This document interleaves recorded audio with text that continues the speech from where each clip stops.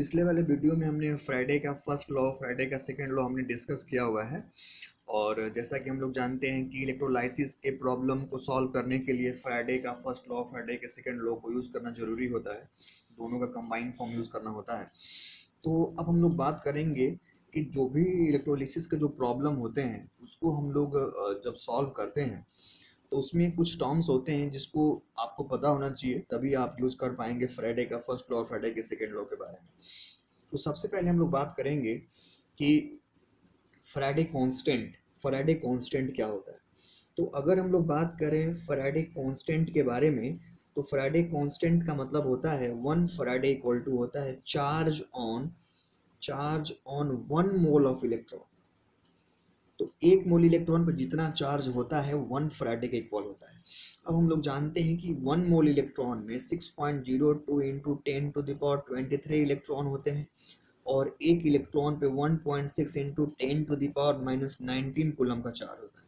This is 1 mole electron, this is 1 mole electron and this is charge on 1 electron. एक electron पे charge 1.6 into 10⁻⁻19 coulomb का होता है और 1 मोल में इतने इलेक्ट्रॉन होते हैं। तो 1 फैराडे का मतलब होता है कि 1 मोल इलेक्ट्रॉन पे जितना चार्ज होगा 1 फैराडे के इक्वल होगा। तो यहाँ से अगर हम लोग उसको कैलकुलेट करेंगे तो 1 फैराडे जो आ जाएगा वो 96500 कूलम चार्ज इतना आता है। और इसी को हम लोग बोलते हैं फैराडे। फैराडे कांस्टेंट है, 1 फैराडे में 96500 कूलम चार्ज होता है। हम लोग यहाँ से ये भी बोल सकते हैं कि 1 फैराडे में 1 मोल इलेक्ट्रॉन हो गए। तो इसका मतलब ये हुआ कि जो नंबर ऑफ फैराडे जो होगा वो number of moles of electron के बराबर होगा। Number of moles of electron means 1 Faraday में 1 मोल इलेक्ट्रॉन, 2 फैराडे में 2 मोल इलेक्ट्रॉन होगा। तो number of Faraday equal to number of mole electron. हम लोग यहाँ से देख सकते हैं कि 1 फैराडे मतलब क्या होता है, charge on 1 mole of electron. Means अगर हम लोग 1 फैराडे बात करेंगे तो 1 मोल इलेक्ट्रॉन आएगा। तो इसका मतलब जितना नंबर ऑफ फैराडे होगा उतने मोल ऑफ इलेक्ट्रॉन आएंगे और 1 फैराडे में इतना कूलम का चार्ज होता है। अब हम लोग इसी को अगर हम लोग आगे डिस्कस करें तो हमने जिसमें जो सेकंड टॉपिक कंसिडर किया हुआ था, relation between number of Faraday and number of gram equivalent. Number of Faraday और नंबर ऑफ ग्राम इक्विवेलेंट में क्या रिलेशन है हम लोग इसके बारे में डिस्कस करेंगे। तो इसको पढ़ने के लिए पहले हम एक एग्जांपल कंसिडर करते हैं। जैसे हमने एक एग्जांपल लिया कि सोडियम रिड्यूस होके सोडियम सॉलिड में कन्वर्ट हो रहा है। तो अगर हमने यहाँ पे 1 मोल सोडियम लिया हुआ है तो 1 मोल सोडियम को 1 मोल इलेक्ट्रॉन चाहिए इसको 1 मोल सोडियम में रिड्यूस होने के लिए। तो अब हम लोग यहाँ पे नंबर ऑफ ग्राम इक्विवेलेंट निकालें। नंबर ऑफ ग्राम इक्विवेलेंट तो ये होता है, नंबर ऑफ ग्राम इक्विवेलेंट होता है mole into n factor. Number of gram equivalent equal to mole into n factor होता है। हमने यहाँ पे 1 मोल लिया हुआ है तो हमने यहाँ पे 1 मोल ले लिया। और एन फैक्टर क्या होता है, तो charge on total positive charge on cation. तो 1 पॉजिटिव का यूनिट आ रहा है चार्ज। तो अगर हम लोग यहाँ पे नंबर ऑफ ग्राम इक्विवेलेंट दें कितना आ रहा है, 1 आ रहा है। तो अगर हम लोग यहाँ पे सोडियम के ग्राम इक्विवेलेंट के बारे में बात करें तो यहाँ पे नंबर ऑफ ग्राम इक्विवेलेंट 1 आ रहा है।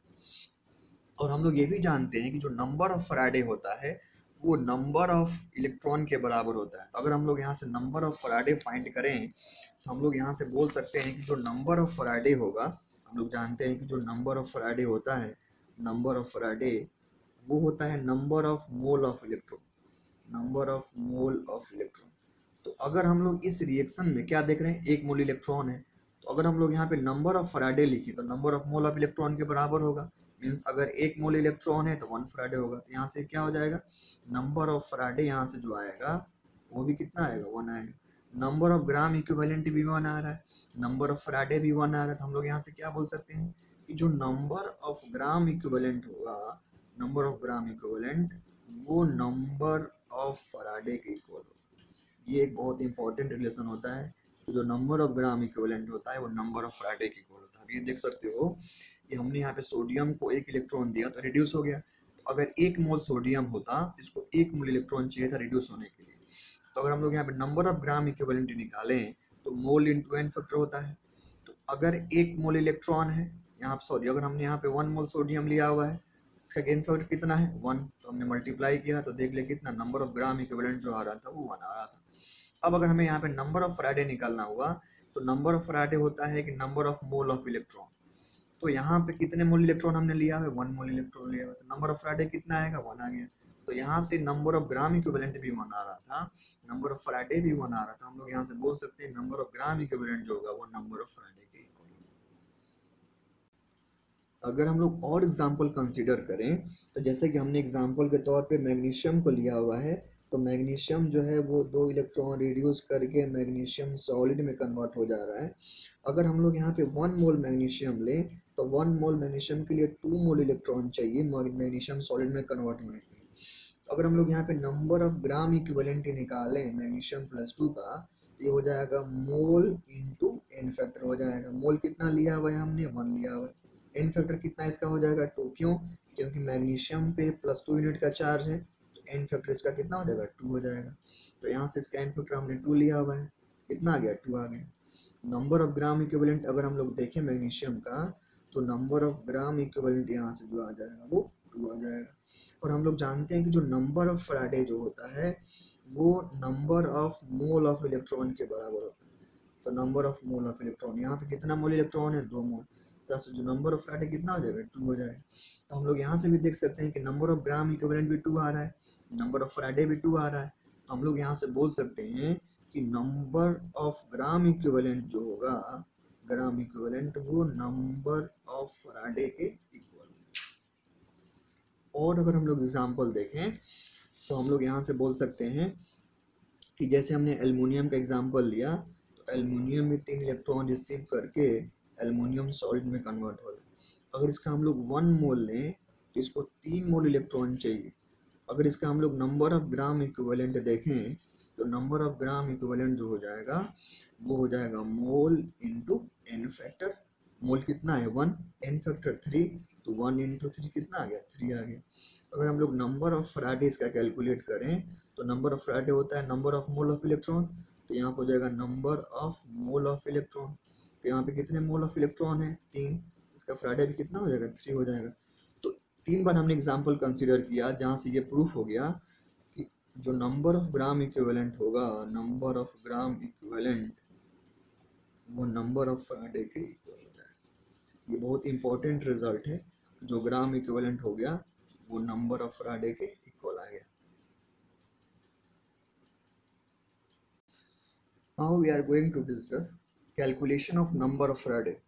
इस टॉपिक का मतलब ये हुआ कि अगर आपको चार्ज कूलम में दिया हुआ है तो आप कैसे कैलकुलेट करेंगे उसकी कि उसमें कितना फैराडे होगा। जैसे कि हम लोग जानते हैं कि 1 फैराडे जो होता है उसमें 96500 कूलम चार्ज होता है। तो अगर आपको चार्ज दिया हो तो कैसे आप फैराडे कैलकुलेट करें। तो we know that 96500 coulomb charge is present in 1 Faraday. एक फैराडे में इतना कूलम चार्ज होता है। तो अगर हम लोग क्यू कूलम चार्ज में निकालें कितना फैराडे होगा, तो 1/96500 इंटू क्यू। तो यहाँ से जो नंबर ऑफ फैराडे होता है वो Q/96500। अगर आपको चार्ज दिया हो और फैराडे निकालना हो तो उस चार्ज में, चार्ज आपको ध्यान रखना है कूलम में होना चाहिए, और उसको डिवाइड कर दो 96500 से, तो जो भी आपको मिलेगा वो नंबर ऑफ फैराडे मिलेगा। और हम लोग जानते हैं कि जो Q होता है वो I into time means current जो होता है, current into time equal to क्या होता है चार्ज। तो हम लोग यहाँ पे जो नंबर ऑफ फैराडे इसको हम लोग लिख सकते हैं Q/96500, और Q को हमने क्या लिख दिया I इंटू टी अपॉन 96500। और हमने पिछले वाले वीडियो हमने भी डिस्कस किया था कि जो नंबर ऑफ फैराडे होता है वो नंबर ऑफ ग्राम इक्विवेलेंट के इक्वल होता है। और यहाँ पे फैराडे कितना आ रहा है, इतना आ रहा था। हम लोग यहाँ से इसको ये भी लिख सकते हैं कि Q/96500 into I equal to यहाँ से हो जाएगा I इंटू टी बाई 96500। तो हमने यहाँ पे देखा जो नंबर ऑफ फैराडे आया वो Q/96500 आया, और Q इक्वल टू क्या होता है IT होता है। तो हमने यहाँ पे वैल्यू रख दिया, इतना हमको मिल गया। और हम लोग जानते हैं कि जो नंबर ऑफ फैराडे होता है नंबर ऑफ ग्राम इक्विवेलेंट के इक्वल होता है, तो हमने दोनों को इक्वेट कर दिया। तो यहाँ से हमको जो टोटल फाइनल जो इक्वेशन मिल गया, हम लोग इसको ये भी लिख सकते हैं कि जो नंबर ऑफ ग्राम इक्विवेलेंट जो हो जाएगा वो हो जाएगा Q/96500 equal to I into T/96500। ये एक इम्पॉर्टेंट रिलेशन होता है और ये भी एक इम्पॉर्टेंट रिलेशन होता है।